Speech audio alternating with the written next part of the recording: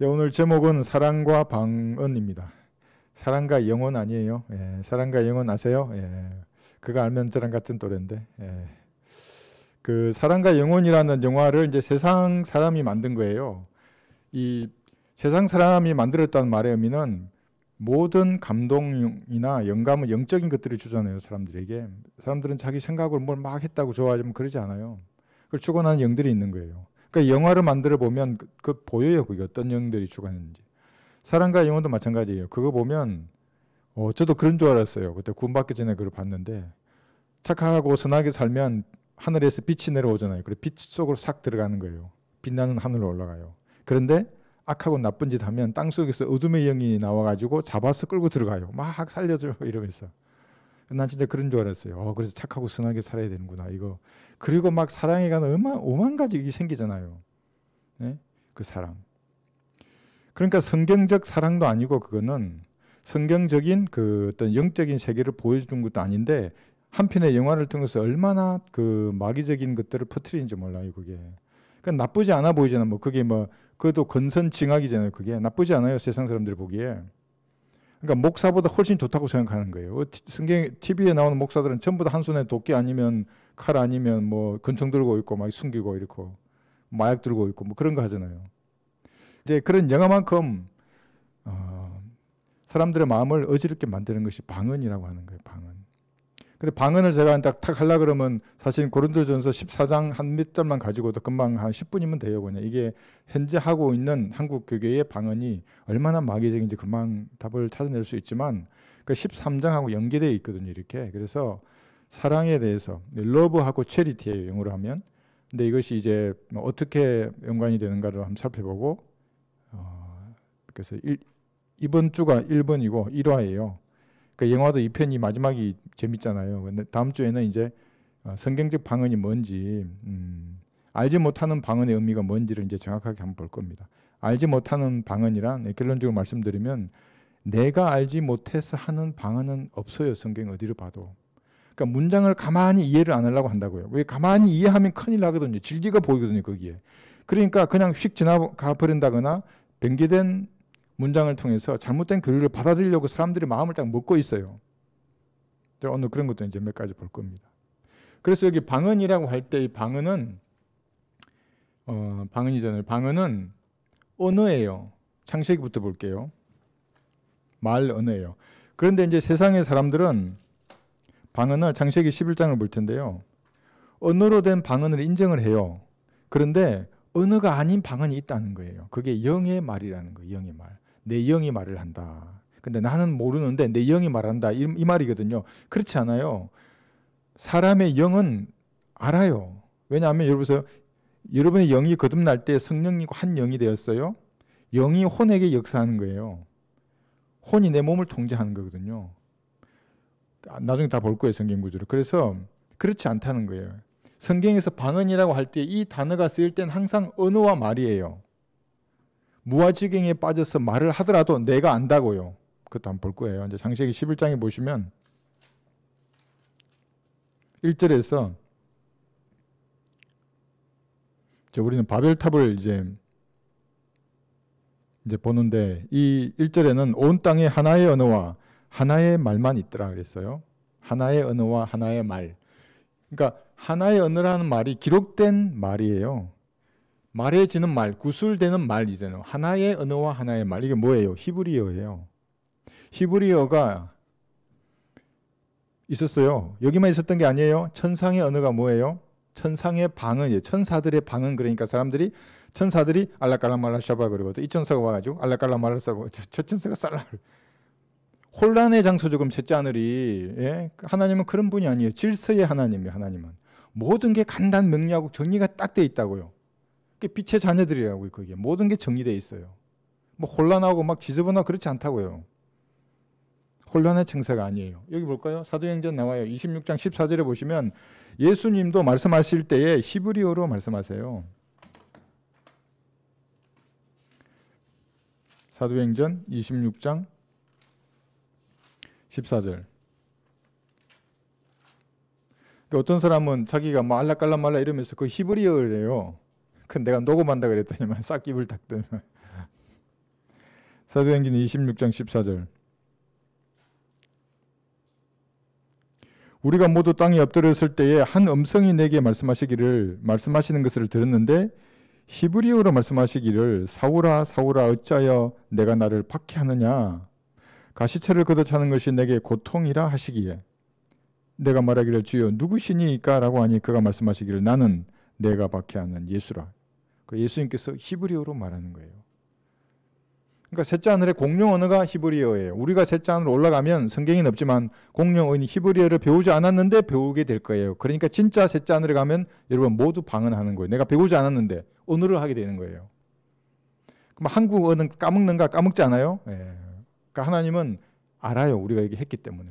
모든 언어를 알지만 공식 언어는 히브리어가 될 것이라고 판단해요. 성경에는 없지만 그럴 거예요. 아마도. 천연왕국 때도 마찬가지예요. 예수님의 정권이 이 땅에 서잖아요. 그러면은 이스라엘이 이제 이 지구를 통치하는 거예요. 그러면 공식 언어는 히브리어예요. 당연히 모든 문서가 히브리어로 하달될 거예요. 성경에는 없지만 저는 그렇게 생각해요. 왜냐하면 정권이잖아요. 정권이 인장이 찍힐 텐데 그러면 히브리어로 보내지 한국어로 번역해서 보낼까? 여기 우리가 번역해서 봐야지. 번역할 필요도 없을 거예요. 왜냐하면 그때는 내가 한국의 어느 지역을 통치하고 있으면 나한테 문서가 탁 오면 보면 알지. 배우지 않았는데 그때 진짜 방언을 알아듣는 거예요. 여러분은 여기서 33살에 예수님과 똑같은 몸이잖아요. 전능하고 전지한 예수님과 똑같은 몸이라고요. 그러니까 히브리어를 배우지 않아도 알아요. 그때는. 자, 그래서 처음으로 등장한 이 하나의 언어와 말 히브리어예요. 예수님께서 말씀하셨고 계시록 19장에서 보시면 이때도 계시록 19장을 여러분 예수님이 실제로 재림하는 장면입니다. 이 장면을 영적으로 풀면 모두가 이단이에요. 여기는 뭐 볼 것도 없어요. 신천지가 이 구절을 말은 이만희이고 말 탄 사람은 예수님이고 그러면 이만희 위에는 예수님이 있다. 이제 영적으로 그 말을 누가 못해요. 나는 김정은이고 말은 그 위에는 뭐 누가 있다. 그래서 그런 거예요. 그럼 그 말이 한다는 말이잖아요. 말씀이 성경이 말씀하시는 바를 그대로 밀어야 된다고. 그대로 비유라고 말하면 비유이고 비유가 아니면 성경 단어와 단어가 스스로 해결하게 돼 있어요. 여기 보시면 1절에 보시면 이 일들 후에 내가 들으니 하늘에서 많은 사람의 큰 음성이 있어 말하기를 할렐루야. 이게 무슨 말이에요? 히브리어예요. 구원과 영광과 존귀와 권세가 주 우리 하나님께 있도다. 이는 그분의 심판이 참되고 옳았기 때문이며 또 그분께서는 그의 음행으로 땅을 타락케 한 그 큰 창녀를 심판하셔서 그의 종들의 피를 그의 손에서 갚아주셨기 때문이라고 하더라. 또 그들이 다시 말하기를 할렐루야 라고 하니 그의 연기가 영원 무궁토록 올라가더라. 그때에 24장로와 네 짐승이 엎드려 보좌에 앉으신 하나님께 경배드리며 말하기를 아멘 할렐루야라고 하니 4번 할렐루야 하신다고. 이 주님의 통치와 관련된 말씀이에요. 할렐루야예요. 그러니까 천상의 언어, 천사들의 방언 나중에 나오겠지만 그것이 히브리어입니다. 언어의 언어. 그러니까 예레미야 여기 볼까요? 18장 18절에 보시면 그러니까 이 사람들도 한국의 교계 방언에 빠져 있는 사람들도 언어는 인정해요. 그런데 또 알지 못하는 영의 언어가 있다고 말하거든요. 그건 이제 좀 이따 볼 거예요. 성경은 그런 용례가 전혀 없다는 거 우리가 지금 찾고 있는 겁니다. 예레미야 18장 18절. 아마 방언하는 분들은 벌써 지금 이제 스킵하고 나갔을 거예요. 아마. 그때 그들이 말하기를 오라. 예레미야 18장 18절입니다. 그때 그들이 말하기를 오라. 우리가 예레미야를 대적하여 책량을 세우자. 이는 율법이 제사장으로부터 지혜가 현명한 저로부터 말씀이 선지자로부터 사라지지 아니할 것임이라. 오라 우리가 혀로 그를 치고 그의 어떤 말에도 주의를 기울이지 말자 했도다 할 때 이 혀가 방언이에요. 텅스라요. 똑같은 말이라고 이게. 혀로 혀. 그러니까 방언이라 말은 혀로 나오는 언어예요. 입술이라고도 하고 그러나 그것이 어찌되었든 입으로 나오는 말과 언어라고요. 제가 라이프 성경 사전을 봤어요. 근데 웃어 죽는 줄 알았어요. 구약 성경에는 이런 언어가 아니라 영적인 말을 했다는 거예요. 자기가 알아들을 수 없는 말을 자기도. 그러면서 뭐 무아지경에 빠졌다는 말이거든요. 무아지경. 그래서 제가 우리 성경으로 여기 검색을 해놨어요. 요건 나중에 한번 보세요. 그냥 이렇게 히브리어로 된 이유가 여기 출애굽기 9장 1절은 히브리인의 주라 그러는 거예요. 하나님을 히브리인의 주라 그러고 야곱의 하나님이라고 그 말씀하시거든요. 그래서 결국 이게 이제 히브리어다 이런 말이고요. 무아지경 볼게요. 민수기 24장 4절에 보시면 정말 무아지경에 빠지면 나도 모르는 알라깔라말살라 이런 말을 하는가? 그렇지 않아요. 정확한 언어와 단어를 쓰는 거예요. 민수기 24장. 오늘 이게 중요한 이유가 방언하면 하나님과 사랑의 교제를 나눌 수 없어요. 친밀하게 나눌 수 없다고요. 자신의 혼을 토해내야 되는데, 언어로 토해내야 되는데 나 혼자 알라깔라말라 하고 있어요. 그거는 뭐냐면 술 취한 거예요. 나중에 볼 거예요. 술 취한 거. 그러니까 술 취한 사람이 보면 나도 뭔 말인지 모른다 알라깔 하고 있잖아요. 그럼 기분 좋아요. 듣고 있으면 얘가 나 사랑한다 그러면 기분 좋은 거예요. 나를 갖고 노는 거지. 조롱하는 거예요. 그게. 하나님은 절대 그런 분이 아니에요. 자신의 혼을 내 은으로 그 담아서 정확하게 주님 앞에 말하는 거예요. 그게 사랑을 속삭이는 거예요. 근데 방언하면 속삭일 수 없다고요. 하나님은 사랑의 하나님이기 때문에 사랑의 대상이 필요해요. 그러니까 예수님의 피로 구원받은 사랑과 사랑을 나누는 거예요. 기도로 나누고 어떨 때는 고난의 교제를 통해서도 나누어요. 그런데 고난의 교제를 하고 있는 사람이 주님 앞에 가서 기도하는데 알라깔라말라살라고 지금 딴 생각하면서 입이 마음대로 움직이는 거거든요. 이게. 그럼 이게 서로 언밸런스 하잖아요. 하나님 이런 분이 아니라고요. 이게 중요한 겁니다. 이게. 그러니까 여러분이 하나님의 속성을 모르고 방언으로 말하기 시작하면 제가 주님이라면 빵끄덕 차버리겠어요. 이게. 나하고 전혀 다른 사람이 와가지고 그 사실은 개구리의 영이에요. 더러운 영이거든요. 그게. 그 거룩한 성령님께서 그런 더러운 영으로 말하는 사람의 기도를 어떻게 들으시겠어요? 그 3시간씩 한다 그러고 그랬잖아요. 그리고 결국 우리 교회 나갔잖아요. 그런 전력이 있으면 조심해야 된다고. 이제는 방언을 안 해야겠다. 방언이 나오면 딱 검춰야 된다고요.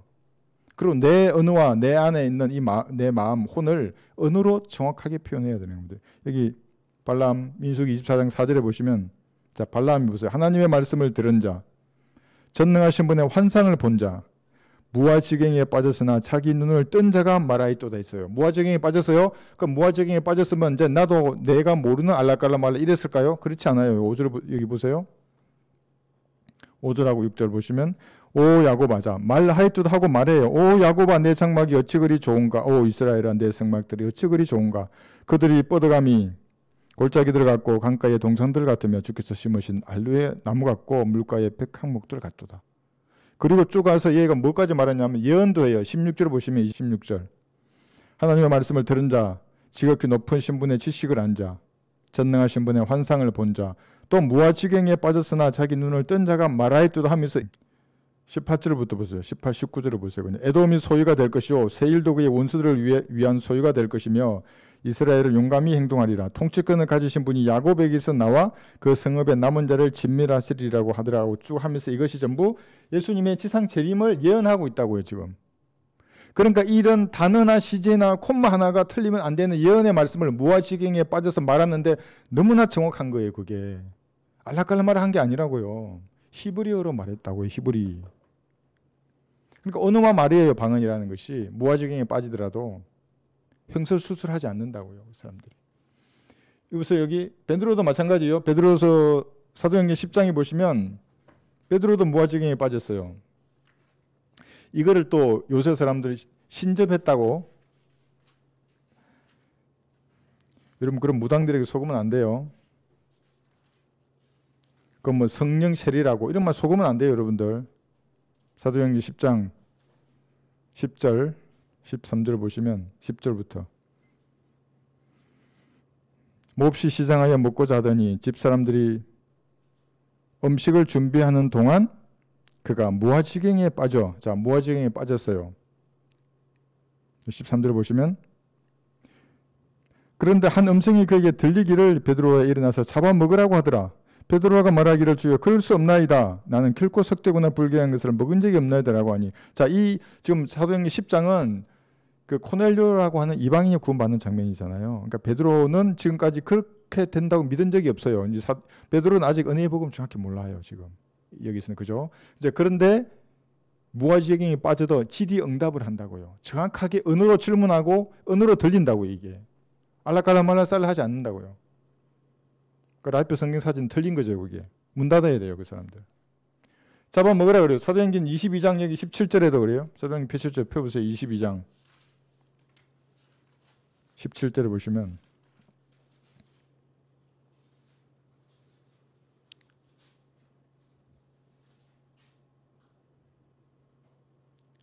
그 후에 내가 다시 예루살렘으로 돌아와서 성전에 기대하고 있을 때 무화지경에 빠져서 보니 주께서 내게 말씀하시기를 서둘러 예루살렘을 속히 떠나라. 이는 그들이 내가 나에 관하여 증거하는 말을 받아들이지 아니할 것임이라고 하시더라. 그죠? 내가 말하기를 주여 하면서 이렇게 또 말씀 안 한다고요. 그 주님도 말씀하시고 정확하게 여기서도 질의응답을 하는 겁니다. 23절 보면 보세요. 이게 그들이 바울의 말을 여기까지 듣고 있다가 목청을 높여서 말하기를 저런 자는 이 세상에서 없애버리자. 그는 살 자격이 없도다라고 하더라. 그들은 소리 지르며 자기들의 옷을 벗어 던지고 티끌을 공중에 날리다 이렇게 하잖아요. 이게 무슨 말이에요? 무화지경에 빠져서 정확하게 주님의 음성을 듣고 또 질문하고 하면서 내가 알게 된 것은 말하면 이런 반응을 보여요. 사람들이 알락갈락말락 아니라고요. 정확하게 이해하고 말씀을 나누는 겁니다. 여러분도 성경을 통해서 하나님의 말씀의 의미를 딱 아는 그 순간에 불꽃이 튀는 거예요. 그게 그 순간에 세상 사람들이 똑같이 이렇게 말해요. 다시 읽어볼까요? 저런 자는 이 세상에서 없애버리라. 그는 살 자격이 없도다. 여러분 이런 말씀 들어보셨어요? 이게 성경대로 복음을 전하는 그리스도인들이에요. 세상 친구라고 전부 다 이 나라의 고개야. 방언하면서 세상 친구로 가려고 한다. 뭐 친구가 되지도 않지만 세상 사람들도 방언하는 사람을 무당이라 그런다고요. 무당. 여기 제가 처음에 교회 잡을 때 방언하는 교회를 무당하고 똑같이 취급했어요. 이 부동산 사람들이. 나 처음 왜 그런지 몰랐어요. 그건 내가 검색해 보니까 귀신을 쫓아내주면 뭐 돈이 급수가 달라요. 이제 집에 찾아가서 쫓아주면 50만 원. 그 사람이 여기 와서 내가 여기서 쫓아주면 30만 원. 뭐 그렇게 해놨어요. 그게. 무당보다 더한 사람 아니에요. 목사가. 어떻게 그럴 수 있어요. 그래서 내가 이제 나를 무당으로 본 거예요. 무당이 이제 방구하러 온 거예요. 그러니까 싫지. 빨리 어떻게든 안 하려고 그러지. 무당들이에요. 전부 다. 베드로도 마찬가지고 바울도 마찬가지고 질의응답을 정확히 한 게 이런 무화지경에 빠졌다 그래서 뭘 못 알아듣는 게 아니는 겁니다. 그런데 만약에 내가 모르는 어떤 소리를 해요. 자기는 언어라고 주장하지만 그것은 주님 보시기에는 횡설수설을 하는 거예요. 세상 사람들은 이거를 뭐라 그러냐면 야 이게 말이냐 막걸리냐 그렇게 말하는 거예요. 똑바로 말을 해야죠. 정확하게 의사를 표명해야 되는 겁니다. 말이 그래서 주님이 언어를 주신 거예요. 그게 이상 말하라고 한 게 아니고 술 조정하는 거 이게 정확한 말로 고백하는 거예요. 구원받을 때도 그렇게 고백해서 구원을 받는 것이고 주님과의 교제도 마찬가지입니다. 그러니까 구원을 받았다가 방언에 빠진 사람들도 많아요. 그럼 주님과의 정상적인 교제가 안 돼요. 그냥 영적인 악의로 평생 살아가는 거예요. 이게 악의의 특성은 기저귀를 차야 한다는 거예요. 영적으로 마귀들과 싸울 수가 없어요. 마귀들과 한편이 되는 거예요. 그래서 제 방까지 들어왔잖아요. 그래서 목사님 방언 안 하세요? 그래서 그러니까 나는 자기는 받았는데 나는 못 받았다 이거예요. 내가 그 감을 들어보니까. 그러니까 나는 이제 하수고 자기는 이제 뭘 좀 아는 상수인데 방언도 못 하세요 이 말이에요.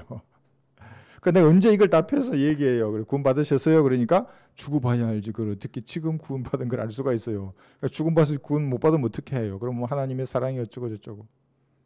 하나님의 사랑은 2000년 전에 갈보리 십자가 이미 보였다고요.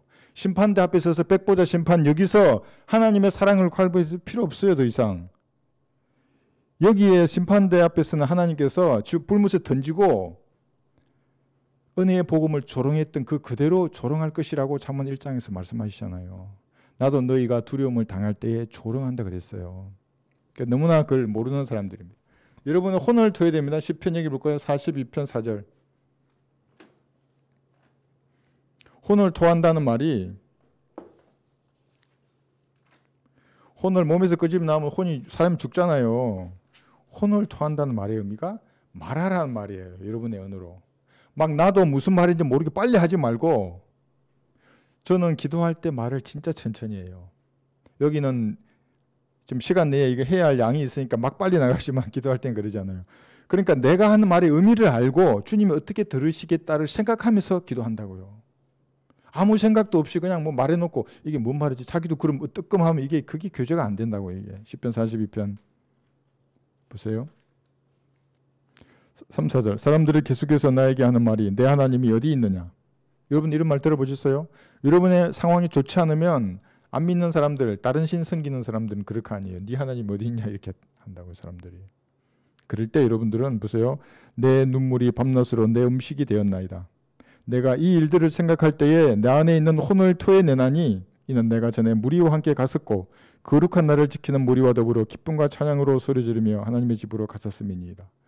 주님이 여러분에게 베풀어 주신 은혜를 생각하면서 말로 하라고요. 주님 앞에 진지하고 정직하게 말해요. 그럼 이렇게 불꽃이 탁 일어난다고 주님과 이거구나, 하나님과 동행하는 게 이거구나, 그때야 알아요. 구원 받을 때는 그냥 이렇게 인생을 살잖아. 이게 있어요. 이 불꽃이 있어야 돼요. 이게 뭐 근데 불 받는 거 아니에요. 또 이러고 막 이거 은사주의자 되는 거예요. 여러분의 이거 지성으로 이게 무슨 의미인지를 알아야 된다고요.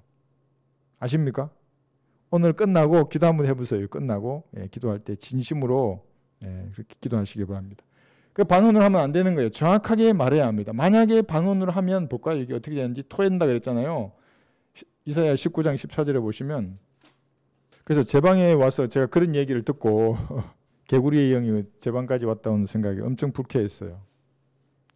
지금 이제 저 북한에 복음을 전하려고 막 힘을 써서 기도하고 준비하고 있는데 나보고 은사를 뭐 받았냐고 묻고 그렇게 하면 안 되죠. 이사야 19장 14절. 주가 그 가운데에 태폐의 영을 섞었고 그들이 이집트로 모든 일에 잘못되게 하였으니 마치 술 취한 자가 토하면서 비틀거리는 것 같도다. 여러분 방언으로 내가 모르는 말을 하잖아요. 여러분 안에 있는 혼인, 또 여러분은 영이라고, 어떤 사람들이 영이라 그러지만 영이 하는 말을 혼이 알아듣는다고 나중에 성경 구절 볼 거예요. 사람이 안에 있는 영이 무슨 일을 하는지 안다고요. 자신이 모르지 않아요. 그러니까 그런데 내가 알지 못하는 말을 하면 마치 술 취한 자가 토하면서 비틀거리는 같도다. 이렇게 되는 거예요. 이게 한 구절 들어볼게요. 예레미야 25장 27절에 보시면, 예를 들면 하루에 3시간씩을 기도로 몇 년 방언으로 했다 그러잖아요. 그러면 우리 성경을 만났어요. 그러면 과거에 있잖아요. 그걸로 돌아가려는 것을 철저하게 차단하고 끊어야 돼요. 근데 그걸 하지 못하면 다시 방언이 좋아진다고. 왜냐면 여기는 의지를 써야 되거든요. 사랑이 쉽지 않아요. 사랑은 그냥 놀고 먹으려고 그러면 사랑이 아니에요. 사랑은 주는 거거든요. 이게 나중에 체리티의 사랑이 나오지만은, 그러니까 주님의 사랑으로 내가 충만해지면 주님과 교제하고 싶어져요. 마귀의 진지들이 부서지지 않으니까 어려운 거거든요. 그게 예레미야 25장 27절. 그러므로 너는 그들에게 말하라. 만군의 주 이스라엘의 하나님 이같이 말하노라. 너희는 마시고 취하며 토하고 넘어지고 다시 일어나지 말라. 이는 내가 너희 가운데 보낼 칼을 인함이라 하면서 이제 쭉 말씀하시는데, 하나님 보시기에 이런 상태라고요. 횡설수설하는 거예요. 그게. 여러분 술 취한 사람 보셨어요? 술을 힘을 빌어 말하는 그거는 거짓말이고 그건 인정 안 해요. 아니 남자가 용기 있으면 술을 안 먹고 말을 해야지. 왜 술을 힘을 빌어서 말하는 거예요? 진짜 고조망태 된 사람들은 뭔 말인지 모르고 말하잖아요. 뭔 말인지 몰라요. 자기는 말은 해요. 근데 지가 뭔 말인지도 몰라. 그러지 않아요. 한 말 또 하고 계속 또 하고 모르는 거에 이미 필름이 끊어졌고. 그게 방언이라고요. 사랑과 오늘 방언 첫 번째 시간이니까 사랑이 뭔지를 먼저 보고 그 다음에 방언도 같이 보겠습니다. 고린도전서 13장 한번 펴보세요. 1절. 이 12장 마지막 절 31절에서는 오히려 너희는 세상의 은사들을 열망하라. 이제 내가 너희에게 더 좋은 길을 보여주리라. 그러면서 이제 말하고 있어요. 그러니까 앞에는 은사들이 쫙 나와요. 이렇게. 여기 방언도 있어요. 여기 뭐 병 고치는 은사도 있고 통역하는 거 있고 다 있거든요. 그래서 세상의 은사를 열망하라 그러면서 이제 13절에 사랑을 말해요. 체리티의 사랑이에요. 이게 무슨 체리티의 사랑을 다르게 또 번역해 가지고 사랑이라 그러면 되는데 이게 헌신적인 사랑인지 섬기는 사랑인지 이렇게 다시 이렇게 해설을 하잖아요. 그러면 성경이 아니에요. 그건. 나중에 나오지만 러브 안에 체리티의 사랑이 있어요. 사실은. 근데 이걸 구분할 필요가 없어요. 왜냐하면 하나님과 교제 가운데에서 오는 사랑이 넘쳐나면 충만해지면 체리티의 사랑이 나오게 되어 있어요. 그러니까 굳이 영어로 두 단어지만 한글로 사랑이라고 하면 돼요. 이거를. 어떤 성경 보니까 이걸 또 구분해 놨어요. 그러면 그건 해설한 해설서예요. 성경이 아니라. 13장의 1절부터 볼게요. 내가 사람들과 천사들의 방언들로 말한다 해도 사랑이 없으면 소리내는 노시나 시끄러운 꽹과리가 되고. 이거 했잖아요. 그죠? 히브리어를 내가 말한다거나 기타 사람들의 수많은 방언들 있잖아요. 얼마나 많아요. 이게. UN 가입국가 192개국 외에도 얼마나 더 많아요. 우리나라에도 제주도 방언이 있고 경상도 전라도 방언이 있어요. 알아들어요? 못 알아들어요? 알아듣는다고요. 그런데 알라깔라말라 하고 있어. 그건 방언이 아니지. 그건 미친 사람이지. 그렇지 않아요? 실제적인 언어만 말이라고요. 그러니까 방언이라는 것이. 근데 그런 것이 있더라도 다 하더라도 체리티의 사랑이 없으면 노시나 깽가리가 되는 겁니다. 자, 그런데 여기서 이제 그냥 넘어가지 말고 방언 한 번 더 볼게요. 이게 방언은 고린도전서 14장 22절을 보시면 14장 폈죠? 22절 보시면 그러므로 방언들은 믿는 사람들을 위한 것이 아니라 믿지 않는 사람들을 위한 표적이지만 예언은 믿지 않는 사람들을 위한 것이 아니고 믿는 사람들을 위한 것이라 했어요. 그러니까 방언은 믿지 않는 사람들을 위한 표적인데 그 믿지 않는 사람들은 누구냐 하면 유대인들이라고요. 이게. 왜냐하면 유대인들은 표적한 게 시작되었어요. 표적. 이걸 모르고 지금도 표적을 보려고 하는 수많은 한국 사람들이 있다고요. 근데 성경은 뭐라 그래요? 의인은 믿음으로 말미암아 산다 그러지 의인은 표적으로 말미암아 산다고 하지 않았어요. 눈에 보이버리면 믿음이 필요 없어요. 이제. 그래서 천년왕국 때 그래요. 예언하면 죽이잖아요. 부모가 찔러요. 예수님 보좌에 앉아있는데 왜 믿음이 필요해? 눈으로 보는데. 그러니까 의인은 믿음으로 산다는 말의 의미가 갈보리의 피는 보이지 않지만 보이지 않는 것을 믿음으로 믿어야 구원을 받는데 병 고치는 표적을 봐버렸어요. 구원하고는 아무 상관이 없는 거예요. 그래서 막 병 나았다고 좋다 그러고 나보고 나아보셨어요? 그랬어요. 병이 나아봤냐고.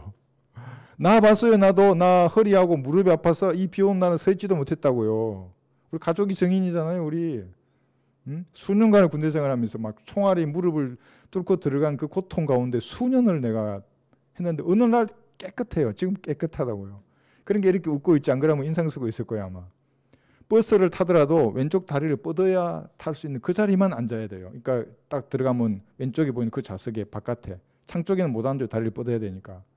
근데 하나님이 어느 순간 나도 모르게 나은 거예요. 그래서 우리 가족이 감사기도 했냐고 그래서 나보고 그거 나았는데 감사기도 했냐고. 다시 했어요. 뭐 너무 감사하죠. 생각만 해도. 자, 그래서 표적과 함께 시작된 거예요. 이게. 방언은 표적으로서 준 믿지 않는 사람들을 위한 표적. 그래서 마가복음 여기 16장 보시면 사도들 유대인들이잖아요. 전부 다. 그 주변에 있는 유대인들에게 이런 말씀 하시는 겁니다. 예수님께서. 마가복음 여기 16장 보시면 17절.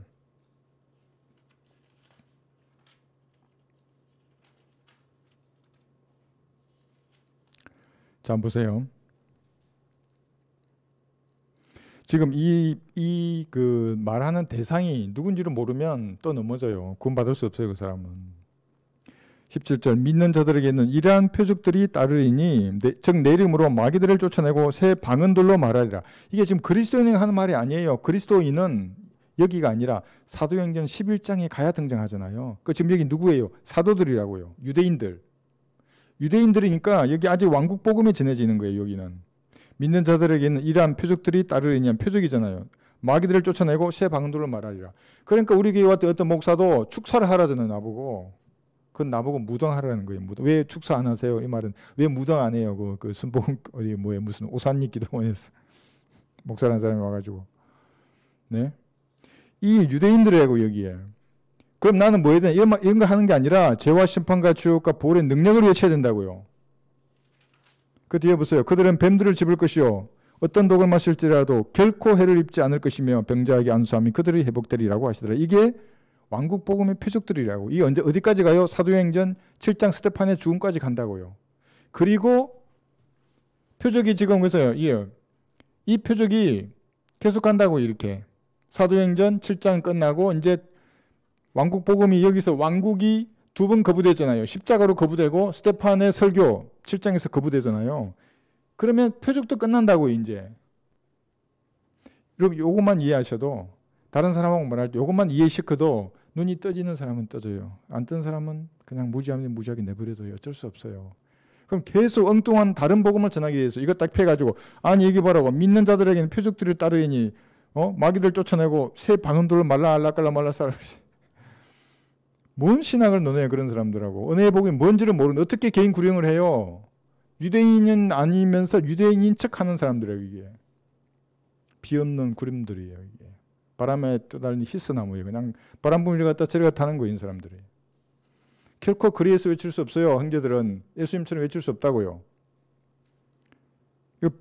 그러니까 여기서 다 걸려요. 뱀들 집어야 되고 어떤 독을 먹어. 뭔 독을 한번 먹어봐. 무슨 독이라도. 그러나 이것이 다시 여기 해놨죠. 표적이 다시 시작되는 때가 언제냐면 이 대환란 때예요. 그때는 이 왕국이 바로 눈앞에 되어 올 시기이기 때문에 다시 표적이 시작된다고요. 그런데 이때도 왕국이 거부되기 전에는 그것이 행해졌다고. 사도행전 7장 8장 사도들이 살아있을 때는. 그러나 사도들의 죽은 관계 끝났어요. 그것이 여기 두 구절이에요. 디모데후서 4장 20절 볼게요. 이 표적이 없어졌다고요. 디모데후서 4장 20절.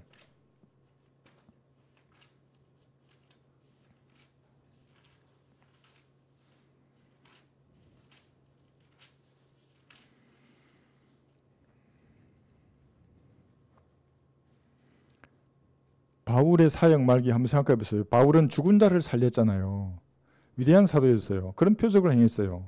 왜냐하면 유대인들이 했잖아요. 유대인들에게 은혜의 왕국복음이 거부되고 바울이 불렸잖아요. 이제 은혜의 복음을 전할 때에도 표적이 줬다고요. 그때는 유대인들이 있으니까 사도의 표적들을 행했다고요. 그러니까 그런데 유대인들을 거부하고 바울도 이제 몸이 사역해서 죽고 갈 때에는 못해요. 20절.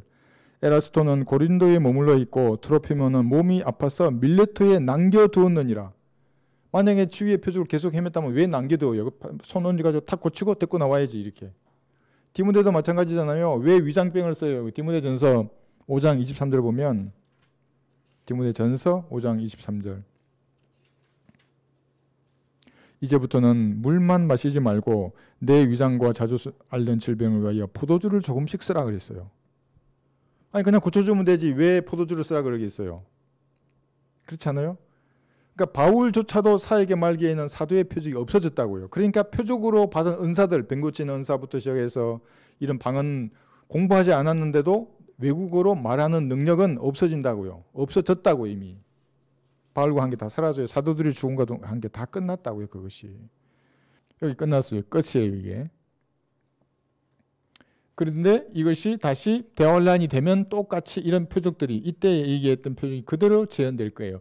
이제 여기서 얼마나 대환란이 혼란스러운지가 그때 알게 되는 거예요. 그러면 이러한 진짜 표적을 행하는 사람들이 있을 거예요. 13호 사천을 포함해서 천국 복음을 전하는 사람들은 진짜로 다양한 표적을 행해요. 여기 죽은 자 살리고 독을 먹어도 안 죽고 어떤 독을 먹어도 막 방언들을 하고 유대인이었는데 막 한국말 하는 거에 배우지도 않았는데 그런 일이 일어날 거예요. 그 당시 대환란으로 가면 지금이 아니라고요. 이게 이때 못했던 했던 것이 다시 교회 시대가 아니고 여기에 행해지는 겁니다. 차이가 있죠. 이렇게 그럼 교회 시대는 그럼 왜 못해 이런 표적이 필요 없는가?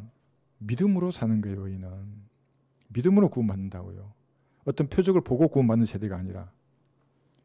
이 정도만 하겠습니다. 그렇게 이제 하면서 최상의 은사를 열망하라 그러면서 사랑 이야기를 계속합니다. 여기 2절 볼게요. 사랑이 없으면 다시 고린도전서 13장 가서 체리티의 사랑을 말합니다. 내가 예언의 은사가 있어 모든 신비와 모든 지식을 알고 또 산을 옮길 만한 모든 믿음이 있다 해도 산이 옮겨집니다. 대환란 때는 이 산들을 향하여 저 바닷물에 빠지자면 빠질 수 있어요.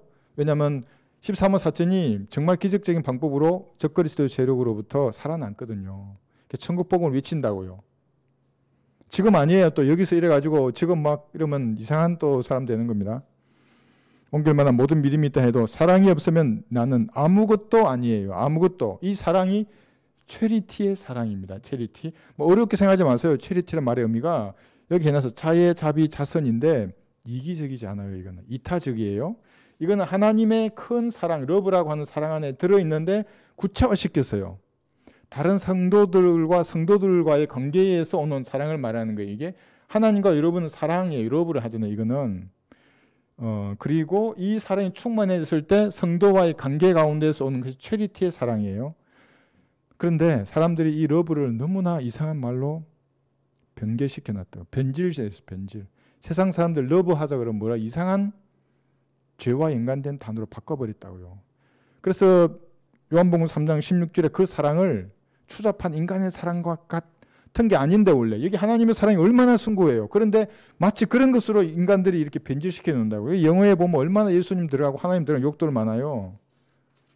나쁜 사람들이죠. 여기 골목길에 가보세요. 막 이상한 말 한다고요. 사랑이란 말을 가지고. 그런 게 아니에요. 원래 사랑이란 말입니다. 인간들이 변질시킨 겁니다.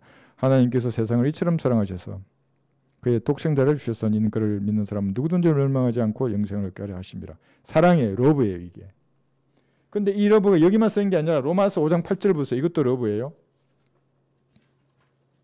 구원받지 않은 여기 마귀 같은 사람들에게 러브 그러면 이상한 걸로 생각한다고요. 아주 더러워 죽겠어요. 그 인간들 눈만 봐도.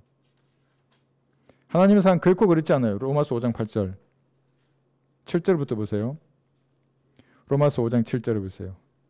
의인을 위하여 죽으려는 사람이 거의 없고 선한 사람을 위하여 죽음을 무릅쓰는 사람이 간혹 있을지 모르지만 우리가 아직 죄인이었을 때 그리스도께서 우리를 위하여 죽으심으로써 하나님께서는 우리를 향한 그의 사랑을 나타내셨느니라 할 때 이 사랑이 러브라고요. 이런 숭고한 단어라고 이 러브라는 단어가. 근데 인간들이 막 이상하게 변질시켜 놨어요. 혹시나 이 단어의 뜻을 알고 하나님을 사랑하게 될까 봐 마귀가 미리 선수를 쳐놓은 거예요. 그게. 죄인이었을 때 나를 위해 대신 죽었다고요. 여기 볼까요? 이게 요한 1서 4장 8절 6절 보시면 하나님은 사랑이 있어요. 러브예요. 이게 요한 1서 4장 8절. 사랑하지 아니한 자는 하나님을 알지 못하나니 하나님은 사랑이시기 때문이에요. 러브예요. 이게. 그 숭고한 사랑이라고요. 죄인이란 말의 의미를 생각해 보세요. 세상에 여러분이 알고 있는 죄가 얼마나 많아요. 그 흉악한 죄들이 얼마나 많아요. 그 무슨 사건, 사고, 파일 같은 거 보세요. 난 말로 입에 담기도 힘든 그냥 그런 것들이 이 땅에서 일어난다고요. 정말로. 근데 그 죄인을 위해 죽으셨다고 예수님이. 가장 흉악한 죄인을 위해서. 그래서 하나님은 사랑이라고 하는 겁니다. 하나님은 사랑이시라. 요한일서 여기 16절에도 하나님께서 우리를 여기 4장 16절 요한일서예요. 하나님께서 우리를 향해 가지신 그 사랑을 우리가 알고 또 믿었으니 하나님은 사랑이시라. 사랑 안에 거하는 사람은 하나님 안에 거하고 하나님께서도 그 사람 안에 거하느니라. 그러면 본성적으로 이익이 많고 자기 유익을 구하는 게 인간이에요. 구원받지 못한 사람의 첫 번째 특징이 뭐냐면 이기적이에요. 그 사람 모든 그 면에서 이기적이에요. 모든 면에서 단 하나도 예외가 없어요. 무슨 뭐 금전 관계도 마찬가지고 뭐 밥을 먹을 때도 마찬가지고 말할 때도 마찬가지고 이기적이지 않은 것처럼 자기 무슨 도를 닦거나 도덕을 열심히 공부해서 안 하는 척하지만 그 사람 사실은 이기적이에요. 그러니까 이기적이기 때문에 하나님을 사랑할 수가 없어요. 그 사람이. 근데 이것이 러브예요. 거룩하고 숭고하고 그런 것이 하나님의 사랑인데 체리티는 뭐냐면 베드로전서 4장 8절에 보면 다른 성도를 베드로전서 4장 8절 다른 성도와 성도 사이의 관계 인간 관계에서 필요한 사랑이에요. 이게 베드로전서 4장 8절 무엇보다 서로 뜨겁게 사랑하라. 이는 사랑이 허다한 죄들을 덮기 때문이라. 여러분도 다른 성도의 죄들을 덮을 수 있어요? 이 비유 들었잖아요. 선 꺼놓고 짝지가 넘어오면 자르고 그러면 안 돼요. 체리티의 사랑은 하나님과의 사랑 가운데 그 하나님의 사랑이 내 안에 충만해야 드러나요. 이제 그때서야 이타적인 게 나와요. 이기적인 게 싫어져요. 어떤 사람이 보면 너무 순수해 보일 수도 있고 바보처럼 보일 수도 있어요. 그것이 고린도전서 8장 1절을 보시면 세워준다고요. 고린도전서 8장 1절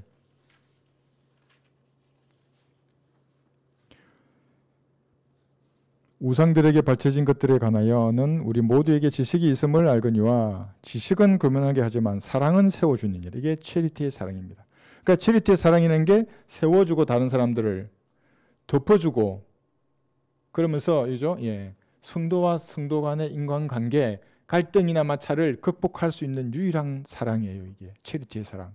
이 사랑은 여러분 안에서 있는 게 아니에요. 여러분 산에서 돌을 닦아도 마음속에는 사실은 이기적이에요. 그 어쩔 수 없어요. 하나님의 사랑이 여러분 안에 충만해져야 되는 겁니다. 그러면 다른 성도를 사랑할 수 있어요. 체리티의 사랑으로. 그러니까 제가 대화하기에 교제를 나누었을 때 좋은 분들이 이거예요. 체리티의 사랑으로 넘쳐나야지 이게 서로. 이게 없어요. 그럼 하나님과 교제 안 한다는 거예요. 그래서 제가 전화하기 전에 기도하고 전화를 그랬잖아요. 그 진짜예요. 그게 다른 성도들에게 나의 육신의 냄새를 풍기면 안 된다고요. 그 성령이 충만하지 않으면 좀 이따 전화해도 돼요. 그냥. 안 그러면 내 육신이 나온다고요. 저도 마찬가지예요. 제 육신이 나오려고 할 때 전화 주시면 그 피해 보는 거예요. 서로. 그러니까 서로 하나님의 사랑으로 충만한 상태에서 성도들은 교제해야 하는 거예요. 그렇지 않으면 비방밖에 안 합니다. 사람들은. 이런 거예요. 그래서 3절 볼까요? 다시 고린도전서 13장. 방언은 이제 좀 뒤에 나옵니다. 13장 평기면 3절 보시면 또 내가 내 모든 소유를 주어 가난한 사람을 먹이고 구제하는 거죠. 그죠? 내 몸을 불살에게 내어준다 해도 순교하는 겁니다. 사랑이 없으면 내게 아무 유익이 없느니라. 그런데 생각해 보세요. 가난한 사람을 뭘 도와준다 그러면 사랑 있는 것으로 보이잖아요. 인간들은. 순교한다 그러면 예수님 너무나 사랑해서 순교하는 거지, 순교하러 어디 가고 하는 뭐 그렇게 보일 거 아닙니까? 그러지 않아요. 하나님께서는 정말 동기를 보세요. 정말 동기를 보는 거예요. 그래서 어떤 일을 하기 전에 동기를 한번 써보세요. 여기에. 그래서 주님 앞에 말할 수 있어야 돼요. 그 동기를. 누굴 도와주고 싶다. 선교를 하고 싶다. 복음을 전하고 싶다. 그 동기를 적어보고 주님한테 말했을 때 내가 부끄러움이 없어야 돼요. 그러지 않으면 동기가 잘못되었어요. 아무 유익이 없는 겁니다. 그게. 그 말은 무슨 말이에요? 그리스도 심판석에서 아무것도 거둘 수 없어요. 고생만 하는 거. 그러니까 동기가 중요해. 그래서 일하기 전에 주님과의 교제 가운데 이 사랑으로 충만해서 그 일을 보는 거예요. 그리고 아무런 내가 이걸 베풀므로 해서 받을 거라 생각하지 않고 베풀 수 있어야 하는 거예요. 그러지 않으면 안 하는 게 좋아요. 그냥 아직은 내가 주님의 사랑을 충만하지 않았구나. 그래도 돼요. 근데 저는 이제 가능한 한 주려고 하는 겁니다. 왜냐하면 예수님께서 직접 말씀하셨어요. 주는 것이 받는 것보다 더 복이 있다고. 그럼 주 보셨어요 한번? 우리 성도들은 잘 주시고 계시는데 한번 해보면 알아요. 그거 진짜 복이 돼요. 다른 마음 품지 말고 하나님의 사랑으로 충만해서 체리티의 사랑으로 성도에게 주는 겁니다. 이 주는 거. 자비잖아요. 이게 자선이잖아요. 자애하는 거예요. 이게. 이건 무슨 헌신적인 사랑, 이것만으로는 규제할 수 없어요. 이게 체리티의 사랑이라는 것이. 그래서 이게 인간과 성도들 간의 상호관계를 위해서 나오는 이 분열을 극복할 수 있는 이 방법이 뭐냐면 하나님의 사랑으로 충만해서 성도들 간에 서로 체리티의 사랑으로 자애롭게 대하고 자비롭게 대하고 베풀어 주는 겁니다. 자, 이제 여기 북한 순교해 놨어요. 이게 비방하는 사람들은 내가 그것을 통해서 더러운 이익을 취한다고 말하는 사람들, 그게 다 증거가 있는데도 불구하고 나는 주님 앞에 부끄러움이 없어요. 나는 내가 받은 영원한 생명이 너무나 값지기 때문에 그냥 그걸 알려주고 싶어요. 여러분 제일 기분 좋은 일은 뭔지 모르겠지만 구령했을 때 어떤 사람이 진짜로 예수님 영접했을 때 그 기쁨 주는 거 있잖아요. 막 그냥 하늘로 올라갈 것 같은 그 기쁨을 알기 때문에 나도 북한 사람이 그렇게 됐으면 좋겠다는 마음밖에 없어요. 그리고 내가 뭘 알겠어요? 지혜를 주셔서 전도지를 만들게 해주십시오. 바람을 보정해 주십시오. 이렇게 기도하고 조성되는 그 환경 가운데 일을 하는 거거든요. 그러니까 아무리 그들이 떠들어도 하나님의 사역을 막을 수 없어요. 왜냐하면 백보자 심판에서 여기 하나님이 그들을 심판할 때에 쓸 거라고요. 이 전도지를. 네가 그때 뿌리지 않냐고, 너 집 지붕에 있는 거, 네가 마당에 있는 거 안 주서 너 읽어봤지 않냐고 거기서. 왜 안 믿었어? 근데 그걸 안 주면 어떻게 해요? 구원받는 사람도 있고. 그래서 바람이 불면, 우리 집 아파트에 바람이 불면 진짜로 바람이 울어요. 진짜로 울어요. 바람 소리가. 내 간담을 이렇게 막 아주 3년, 2년 9개월 동안 바람 불어도 이제 쓸모가 없잖아요. 이게 못 가니까. 범주를 막아놨잖아요. 바람이 막 불면 막 마음이 아팠어요. 이게 보내야 되는데 보낼 수 없는 사람이 너무나 서글프고. 그러니까 이제는 바람이 불면 난 기분 너무너무 좋아요. 막 그냥 막 오늘도 저 구름 보면서 이리 오겠는데. 하나님 앞엔 동기가 중요합니다. 사람은 동기를 알 수 없잖아요. 내가 거짓말해도 소용이 없어요. 하나님 앞에 부끄럽지 않은 동기로 움직이게 하는 겁니다. 그게 구제하는 것이든 뭐 순교하는 것이든 여기는 그렇게 되지만 여러분 삶에 있어서 믿음의 행보를 뗄 때는 동기가 항상 중요한 겁니다. 4절에서 8절 잠깐 보고 이제 마무리하겠습니다. 4절에 보시면 4절부터 8절 여기 나와 있는 내용들은 자 어떤 분은 저하고 얘기를 하는데 한 번도 악을 행한 적이 없대요. 자기는. 결국 교회를 나갔어요. 어떻게 사람이 그럴 수 있냐고. 근데 자기는 그랬다는 거예요. 한 번도 내가 내 스스로 잘못한 걸 발견한 적이 없대요. 그 내가 이제 말을 안 했어요. 이제 알았다고. 뭔 말을 해요, 내가. 양심은 화인 맞은 사람이라고요. 왜 그런지 한번 보세요. 4절 보세요. 4절부터 이게 쭉 7절까지 보면 나와요. 사랑은 오래 참고 친절하며 사랑은 시기하지 아니하고 사랑은 사랑하지 아니하며 교만하지 아니하고 무리하게 행치 아니하며 자신의 유익을 추구하지 아니하고 급히 성내지 아니하며 악을 생각하지 아니하고 불의를 기뻐하지 아니하며 진리를 기뻐하고 모든 것을 참으며 모든 것을 믿고 모든 것을 바라며 모든 것을 견뎌내느니라. 여러분 이 말씀에 스스로를 한번 투영해 보세요. 자백할 게 없어요 하나님 앞에? 난 이해가 안 돼요 그게. 이해가 안 된다고요. 그래서 주님 앞에 나갈 땐 무릎이 더 꿇어지고 겸손할 수밖에 없어요. 내 스스로 내 마음을 봤을 때 부끄럽다고 아버지 앞에. 예수님의 피로 주님 제 더러움을 씻겨 주십시오. 제 교만을 씻겨 주시고 제 시기한 이 마음 좀 다 씻겨 주셔서 더 친절하게 하시고 하나님의 사랑으로 충만한 이것을 내 성도들을 섬기 이렇게 기도하는 게 정상인 그리스도인이라고요. 근데 그 한 번도 악을 내 잘못을 고백한 적이 없다 그러는 거예요. 난 구원파 본 줄 알았어요. 그게 박욱수 목사 같은 사람. 그 죄가 없다는 그거는 양심 화이 맞은 사람이에요. 그게. 보세요 여기에 4절부터 참고 오래 참고 친절하고 시기자랑 교만을 하지 않아요. 그게. 언제 이럴 수 있냐 하면 돛 닦는다고 되는 것도 아니고 무슨 대단한 종교를 가진다고 되는 것도 아니에요. 하나님의 사랑으로 충만해야 돼요. 어떻게? 이게 성령으로 충만한 거예요. 바른 말씀과 기도와 찬양으로 주님하고 교제하는 거예요. 그럼 하나님의 사랑으로 충만해져요. 그럼 이게 가능해요. 이게 뭐 많은데 볼 것도 없어요. 무례히 행치 아니하고 자신의 유익을 구취한다 그랬잖아요. 이게 자신의 유익이라는 게 이기적인 마음이 없어진다고요. 이제 진짜 그때서 이타적이 돼요. 그러니까 하나님 유심히 보는 거예요. 이게 저 사람이 진짜로 아무런 그 인간적인 그런 이기적인 요소 없이 뭘 도와주려고 하는구나. 이게 알게 돼요. 이게 급히 성내지 아니하고 그리스도인 성낼 수 있어요. 성을 내되 화를 내되 죄를 짓지 말라고 하지 않습니까? 네, 급히 성내는 말은 화에게 내가 먹혀버리는 거예요. 막 그래서는 안 돼요. 그리스도인이 화를 내되 죄를 짓지 말아야 되는 겁니다. 급히 성내면 안 됩니다. 그 다음에 악을 생각하지 않아야 돼요. 악을 생각하면 성령님께서 슬퍼하시지 않습니까? 그러면 역사하지 않아요. 우리 안에 성령이 소멸되진 않아요. 없어지진 않지만 성령을 소멸치 말라는 말의 의미는 성령님께서 더 이상 이 회중 가운데 역사하지 않아요.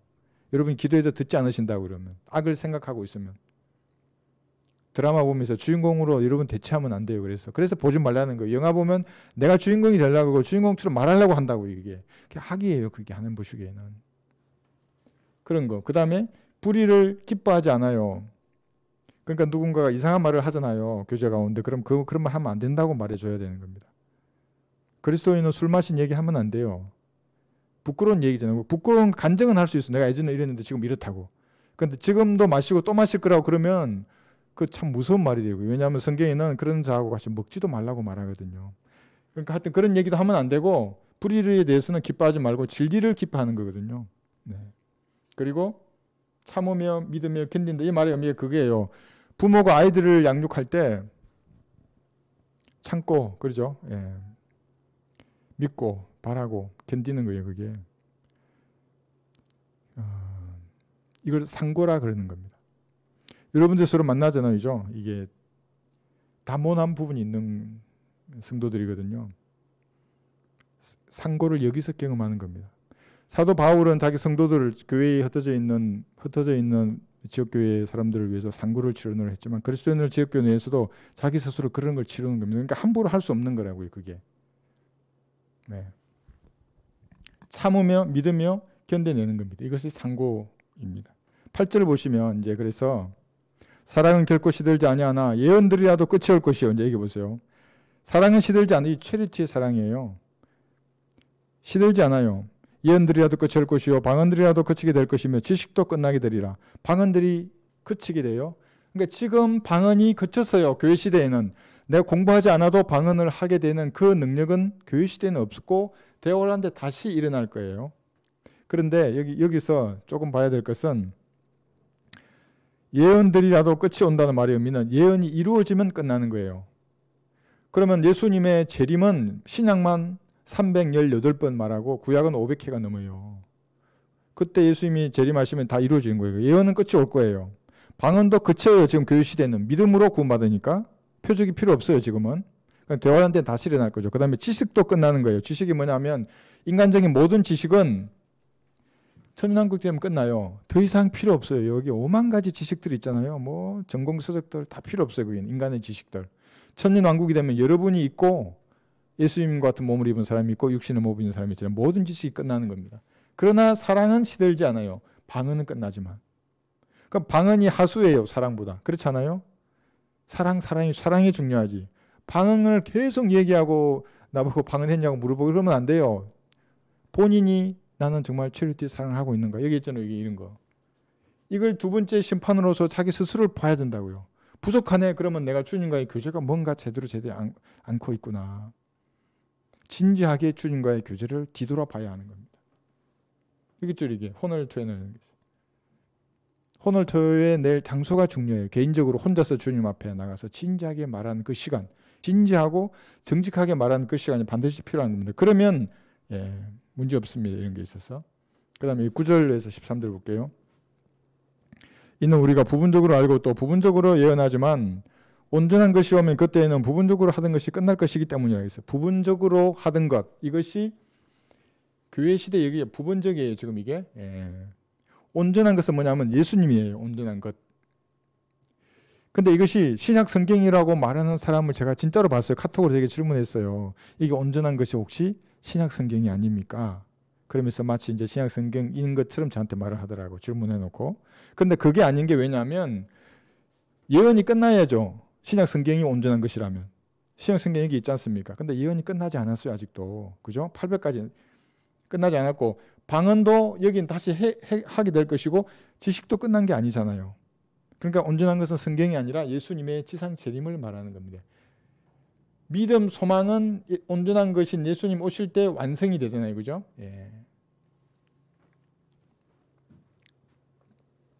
여기 다시 볼게요. 온전한 것이 오면, 그러니까 예수님이 지상으로 재림하면 그때에는 부분적으로 하던 것이 끝날 것이기 때문이라 내가 어린아이였을 때는 어린아이같이 말하고 어린아이와 같이 이해하며 어린아이같이 생각하였으나 어른이 되고 나서는 어린아이의 일들을 버렸노라. 그러니까 여기는 어린아이들처럼 부분적으로 아는 시기예요. 교회 시대는. 그러니까 예수님이 지상에 재림하시면 온전한 것, 그분이 오시면 어린아이의 일들을 버리는 겁니다. 그 다음에 여기 12절을 보시면 지금 우리가 유리를 통해 희미하게 보나 그때는 얼굴과 얼굴을 마주볼 것이요 지금은 내가 부분적으로 아나 그때는 내가 알려진 것처럼 알게 되리라. 이것이 뭐냐면 신약 성경이 아니라 온전한 것이 예수님의 얼굴과 얼굴을 마주보는 겁니다. 예수님의 지상 재림이죠. 우리는 휴거 때 얼굴과 얼굴을 마주봅니다. 이때 이때 우리는 온전히 알게 돼요. 어떤 사람들은 이때 알게 되겠죠. 어쨌건 하나님을 만나는 겁니다. 재림하셔서 공중에 오시든 지상에 오시든. 그러면 부분적으로 알던 모든 것이 없어지고 지금 희미하게 보는 예수님을 정확하게 볼 것입니다. 오늘 제가 이거 공부할 때 이게 참 많이 저는 은혜가 되었어요. 그 뭐냐면 나는 예수님을 지금 잘 모르잖아요. 부분적으로 알아요. 성경을 통해서 또 저한테 말씀하시는 걸 통해서 알게 되지만 예수님은 저에 대해서 온전히 알고 있어요. 그걸 한번 생각해 봤어요. 내가 너무 부끄러워서 무릎 꿇고 기도했어요. 그 조금만 내 스스로 살펴봐도 이 기준으로만 봐도 그런데 또 다른 기준들이 많이 있잖아요. 너무 제가 죄송하고 부끄러워서 기도했어요. 좀 아주 난 저 같은 사람에게 가분한 복을 주시고부터 시작해서 제가 자백하지 아니한 적이 있으면 다시 생각해보고 또 자백하고 그런 넘치는 사랑을 주셔서 감사하다고 제가 고백했는데 이때 올라가면 예수님이 나를 이 당시에 어떻게 보고 있었는지를 알 거예요. 한번 생각해 봐야 돼요. 지금 지금 주님이 내 모든 걸 알고 계신데 나를 어떻게 보고 계실까? 그리스도인으로서 나를. 그게 성장의 이제 한 단초가 됩니다. 그것이. 그런 생각을 할 수 있다는 게. 그렇지 않고 나는 잘못한 것이 하나도 없어요. 나는 죄도 없고 막 완벽해요. 깨끗해요. 그리스도인이 아니라고요. 그러면 하나님하고 아무런 교제를 할 수가 없어요. 그러니까 나는 이런 기준만 가지고도 봐도 뭐 무리했냐 아니 이것만 보더라도 혹시 그럴까 이런 마음으로 내가 다시 나 자신을 살피는데 그죠? 여기다 해놨어요. 여기 온전한 것 이게 이제 온전한 것이라고 해서 성경으로 생각하는데 그렇지 않아요. 여기 창세기 3장 15절을 보면 여기도 대명사로 이트로 받아요. 건의 씨를. 그리고 여기 누가복음 1장 35절에 보면 holy things라고 해요. 그냥 이트로. 그러니까 이것만 가지고 신약 성경이라고 생각하면 말이 안 돼요. 이제 여기 8절하고 봤을 때 예수님이 재림하시면 모든 것이 이제 완전하게 알게 되는 겁니다. 지금 우리가 유리를 통해 이 유리 지난 시간에 했죠. 유리바다 희미하게 보나 그때는 얼굴과 얼굴을 마주 볼 것이요 지금은 내가 부분적으로 아나 그때는 내가 알려진 것처럼 알게 되리라 해요. 예수님의 얼굴과 얼굴을 마주 본다는 생각으로 이거 하는 거예요. 둘째 이게 심판을. 이게 중요하다고 그러지 않습니까? 이거 못한다고 대부분의 그리스도인들이. 그러니까 영적인 성장이 없는 거예요. 자기 스스로를 살펴보고 돌이켜야 되는데. 자, 마지막 한번 볼까요? 이제 믿음, 소망, 사랑 이 세 가지가 있으나 이 중에 가장 위대한 것은 사랑이에요. 믿음, 소망, 사랑이잖아요. 믿음과 소망은 온전한 것이 오시면 이게 완성이 돼요. 네. 근데 사랑은 영원한 거예요. 체리티의 사랑.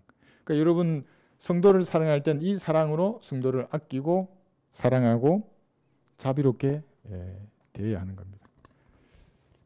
이게 뭐냐면 알게 되리라 이 말의 의미가 예수님과 여러분이 온전히 알게 돼요. 이제 지금 예수님이 여러분을 알듯이 여러분도 예수님을 알게 되고 다른 성도들도 마찬가지거든요. 그러면 성도들도 정확히 알아요. 이제 저는 여러분은 모르지만 제 짠을 가면 다 알아요. 이게 보면 서로 다 통해서 알게 될 겁니다. 여기 있죠? 이거 한 거고. 자, 그 다음에 다음 시간에 뭐 할 거냐면 이제 사랑과 방언에 대해서 했고 다음 시간에는 이 맛만 볼게요. 어떤 건지. 고전 14장 2절 보시면 한번 보세요. 이제 막 사랑을 추구하라 이러면서 1절에서 2절에서 이는 알지 못하는 방언으로 말하는 사람은 사람에게 말하지 아니하고 하나님께 하는 것이기 때문이요. 또 어떤 사람도 알아듣지 못하나 그가 영으로 신비들을 말하는 것이기 때문이라. 이 구절을 가지고 지금 여기 말한 언어의 방언 외에 언어의 방언 외에 신비로 말하는 방언이 있다는 거예요. 자기도 알지 못하는 방언이. 고전 여기 2장 11절에 보시면 그렇지 않아요. 고전 2장 11절에 보시면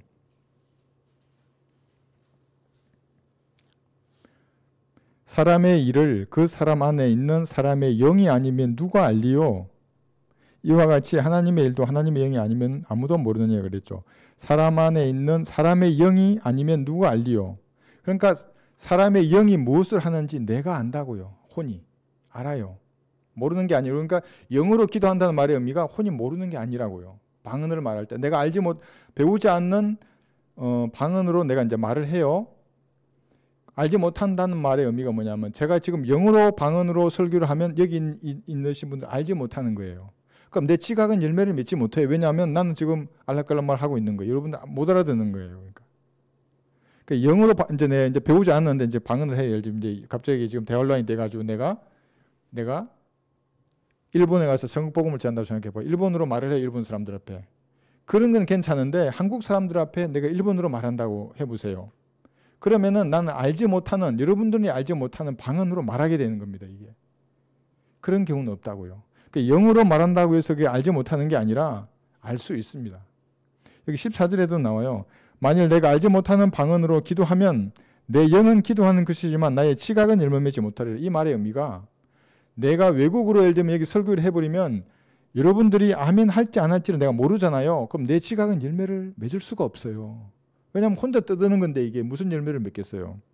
그러니까 16절에서 말하거든요. 그렇지 않고 만일 내가 영으로 축복하면 내게 말하는 것을 깨닫지 못한 채 자리에 앉아 있는 사람은 내가 무슨 말을 하는지 이해하지 못하는데 어떻게 너의 감사에 아멘할 수 있으리요. 이 구절에 정확히 나오잖아요.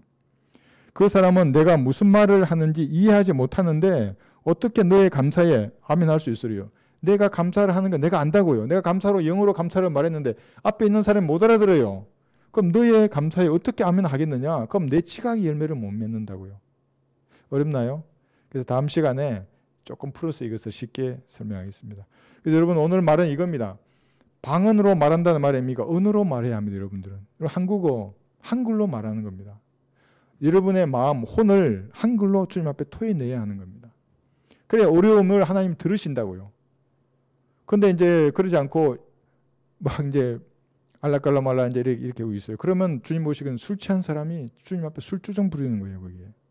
아무 일도 안 일어난다고요. 그게 만약에 진짜 성령 충만한 증거라면 그렇다면 그렇게 3시간을 방언으로 기도해서 뭐 코뿔 썩고 보니까 뭐 방언 엄청 하더만요. 뭐 1시간, 2시간 그냥 예? 왜 그런데 거리에서 죄와 심판과 보혈의 능력을 외치지 못하냐고요. 예? 왜 다른 복음을 전하냐고요. 그 사람들이. 개구리의 영이니까 그렇다고요. 그게. 성령이라면 결코 그러지 않다고요. 성령이라면 스테판처럼 외쳐야죠. 예수님처럼 외치고 수많은 믿음의 우리 선진들처럼 죄와 심판과 벌의 능력을 외친다고요. 거리에서. 딴 말 하지 말고. 그런데 계속해서 알지 못하는 방언으로 사람들의 위에 권위를 행사하려고 하기 때문에 그런 겁니다. 방언 가지고 이렇게 그러니까 아무도 모르는 거예요. 사실은 자기도 모르고 여기 있는 사람들은 몰라요. 그러니까 막 방언하라 그러고. 여러분들은 속지 마시고 한글을 사용해서 주님과 교제하는 그러한 성도들이 되시기 바랍니다.